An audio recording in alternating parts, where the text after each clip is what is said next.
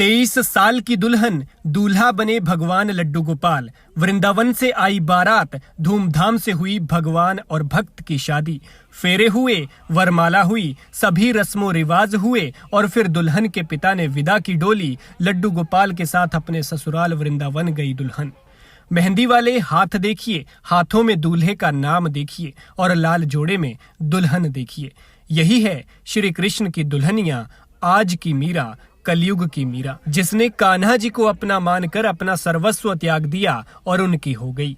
इस मीरा ने दुनिया का विरोध झेला, इस शादी के लिए अपनों की नाराजगी झेली, लेकिन फिर भी अड़ी रही कि अगर मेरा कोई है तो सिर्फ और सिर्फ भगवान श्री कृष्ण है।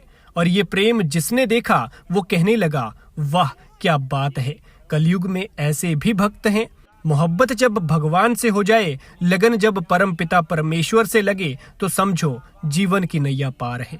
चोट भगवान को लगे और दर्द आपको हो, तो समझो आप भगवान के साथ हैं और भगवान ने आपको खास बनाया है।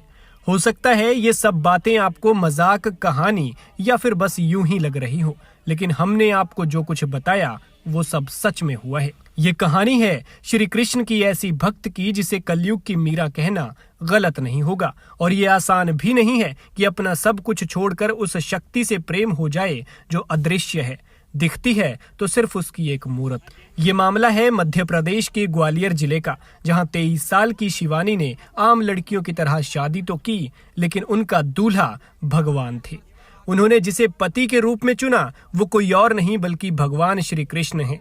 परिवार ने जब रिश्तेदारों को बेटी की शादी का न्योता दिया तो सब पूछने लगे, दूल्हा कौन है, कहाँ रहता है और क्या करता है। लेकिन जब बारात आई तो हर कोई हैरान था। बारात में बाराती साधु संत थे और दूल्हा श्री लड्डू गोपाल भगवान। कान्हा जी दूल्हा बनकर आए तो बारातियों ने जमकर डांस किया। शादी की तमाम रस्में हुई और फिर शादी के बाद बेटी विदा हुई और अपने कान्हा को लेकर चली गई। ऐसा नहीं है कि शिवानी कम पढ़ी लिखी है तो ऐसी आध्यात्मिक है, बल्कि वो ग्रेजुएट है और बीकॉम पास हैं। शिवानी की शादी की धूम कई दिनों से चल रही थी। इसमें पहले हल्दी से लेकर मेहंदी और तेल से लेकर मंडप तक सब उत्साह पूर्वक हुआ और अब सैकड़ों लोगों की उपस्थिति में पाणी ग्रहण संस्कार हुआ, जिसमें शिवानी ने अपने प्रिय कान्हा जी के साथ 7 फेरे लिए और पूरी तरह से कान्हा जी की हो गई। शिवानी को ब्याहने कान्हा जी अकेले नहीं पहुंचे थे, बल्कि वे वृंदावन से साधु संतों की पूरी बारात लेकर ग्वालियर आए थे।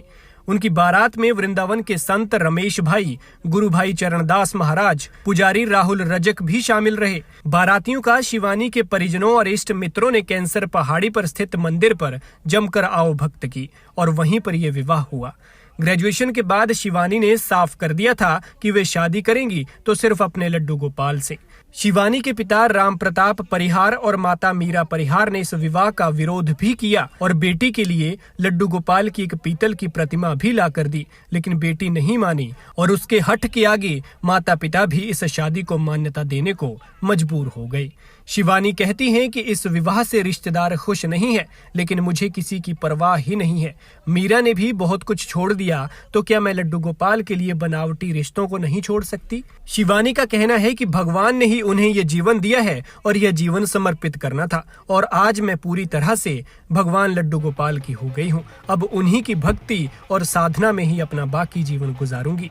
सच कहा है किसी ने कि पागल होना है तो भगवान के लिए होइए, कम से कम मोक्ष तो मिलेगा। इस प्रेम विवाह पर आपका क्या कहना है? कमेंट में अपनी राय दें। मैं एक ही बात कहूँगी, मेरे पास शब्द नहीं है अभी बोलने के लिए कि मैं क्या कहूँ इस खुशी के बारे में। रस्में जैसी सभी लड़कियों की होती हैं उसी तरीके से हुई हैं सारी। हल्दी, मेहंदी, संगीत सब कुछ हुआ है और बाकी आप देख ही रहे हैं यहाँ पे। फिर अभी मांग भराई हुई है, पैर पुजाई हुई है, अब फेरे वगैरह होंगे शायद। बारात वृंदावन से आई है और विदा होके भी वृंदावन जाऊंगी। मैं वहाँ तक प्रयास करूंगी कि एक संत की तरह रहने का प्रयास है मेरा, कि संत की तरह जीवन जाए मेरा, और माता पिता की सेवा होगी बस।